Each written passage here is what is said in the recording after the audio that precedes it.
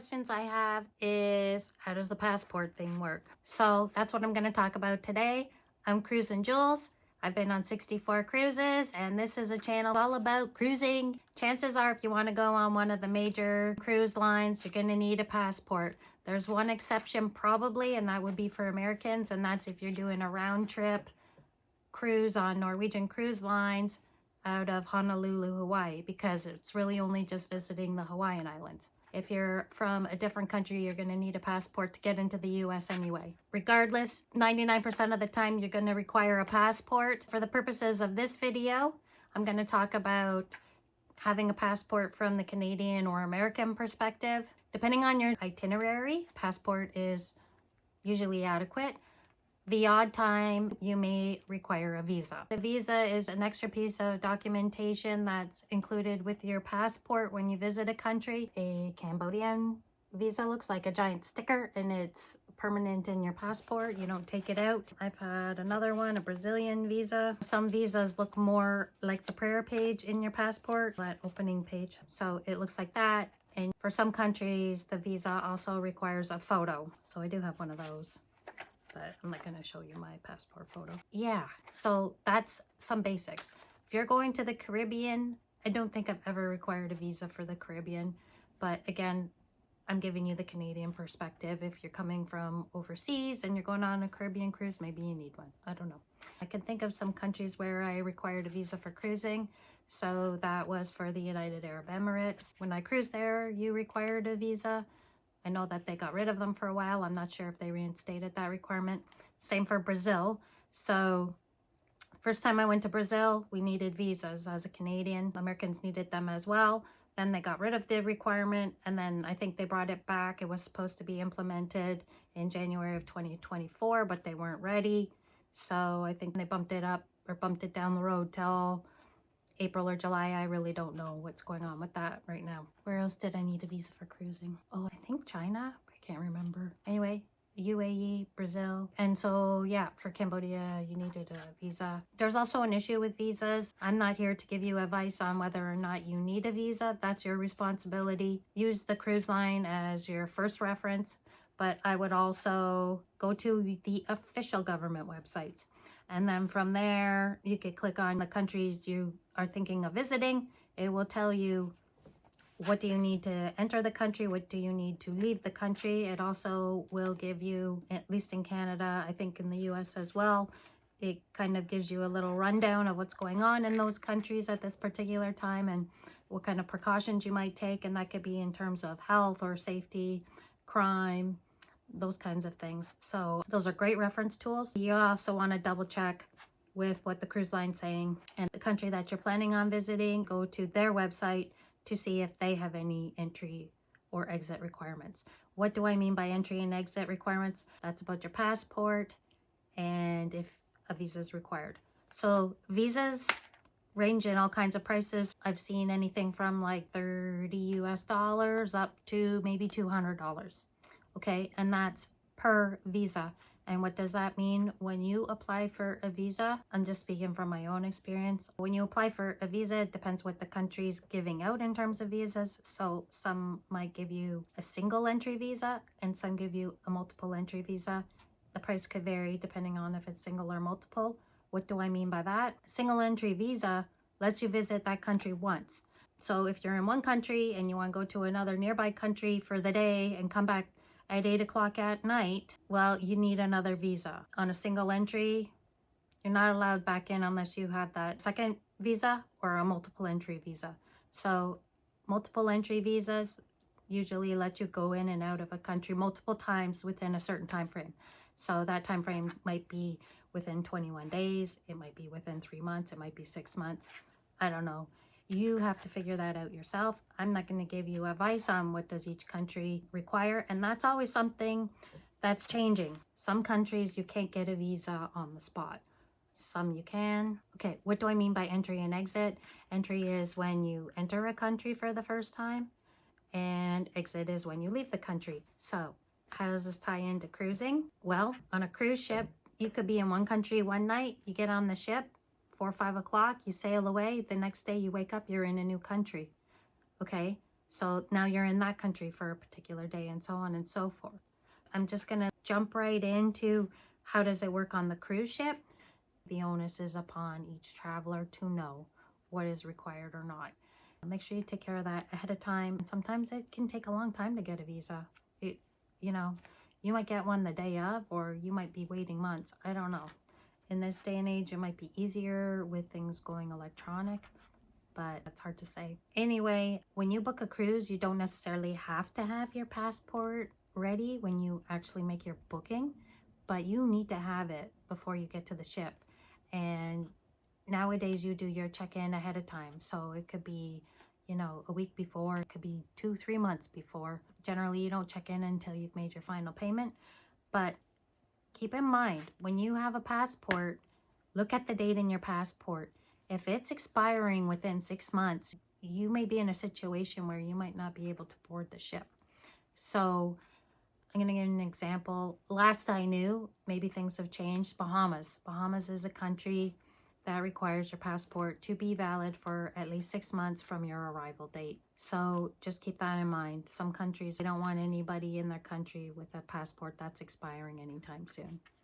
Okay, so if you have a cruise coming up and your passport's expiring like a week or two after you're supposed to be back from your cruise, you might want to think about getting a new passport. So passports on the ship. What happens? You're going on a cruise. Most times you're going to be going on a cruise that's going to multiple countries. I've seen all kinds of scenarios happen. First of all, you will have to show your ID when you get at the cruise port. They're not going to let you board the ship until they see your passport. That's number one. Number two, I've seen everything from them collecting my passports there on the spot at the check-in counter to it being in my possession the whole cruise. So it runs the gamut. On my last cruise in South America, we had a notice that our room steward would be collecting our passports and they would give us a receipt for it.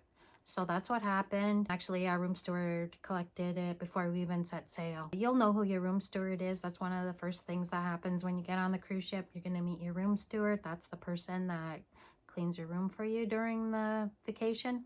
But sometimes they'll do something like this type of administrative thing, and it does save you time, so you're not standing in a line up at guest services or whatever. The cruise line will notify you somehow of how the passport collection is going to work, and every time I've had my passport collected by the cruise line, they've given me a receipt. Would I trust the cruise line with my passport? Absolutely.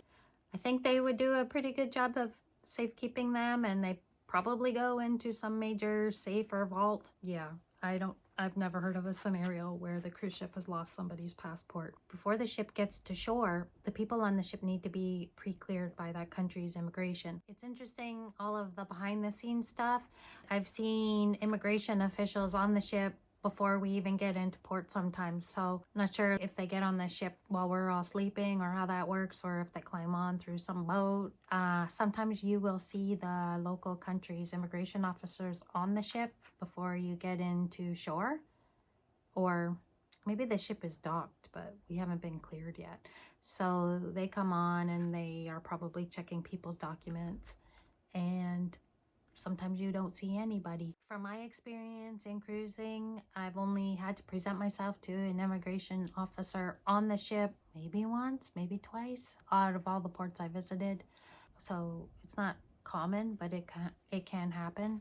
And usually when you do have to go present yourself to an immigration officer on the ship, they'll separate you by country. They will usually give you a designated time to go present yourself.